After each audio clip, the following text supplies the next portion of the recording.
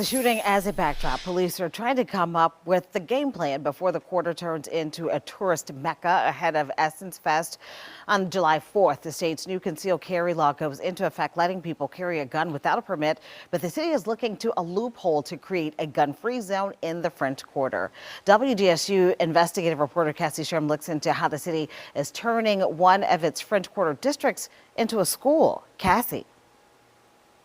Starting later this week, the law will allow those 18 and older to carry a concealed handgun without a permit. I think everyone understands that guns and alcohol don't mix, they never have. It's a move city leaders have been fighting and lost in the legislature. The reason why we were focused on the French Quarter is because we worry that when there is a shot fired, several shots fired, because of the density of these crowds, you have the possibility for many people to get injured or killed. And they are no longer prohibited. And now the new law is something NOPD is having to prepare for. NOPD officers have been in mandatory training, learning what they can and cannot do so that they don't violate any person's constitutional rights against an illegal search and seizure. What they can enforce is negligent carry. Formerly incarcerated felons or a person with alcohol levels of a .05 will not be allowed to carry a concealed weapon. You cannot carry a weapon at a demonstration or parade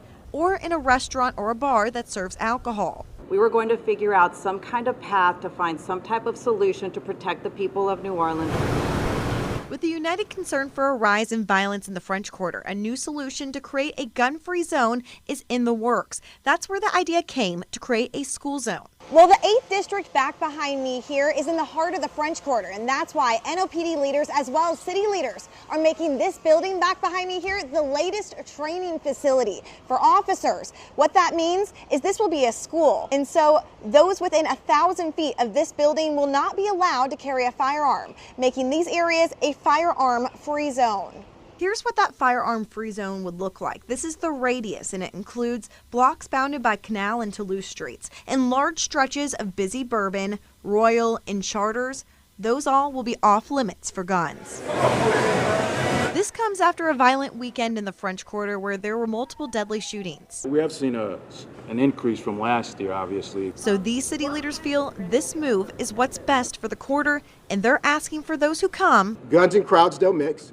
Guns and alcohol don't mix. Don't bring your gun to the French Quarter. Leave it to the fine women and men of the NOPD to protect you. Well, the new state law will go into effect July 4th, and for the city, that one goes August 1st, and we're going to continue to follow this very closely. Reporting here in the French Quarter, I'm Cassie Sherm, WDSU Investigates. While the state's permitless concealed carry law goes into effect Thursday, the city ordinance requiring a license to carry a concealed gun, as you heard Cassie mention, does not expire until August 1st, making the permitless concealed carry legal in the city until then. Well, right now, New Orleans police are desperately searching for a missing teen who investigators fear could be a victim of human trafficking. Now,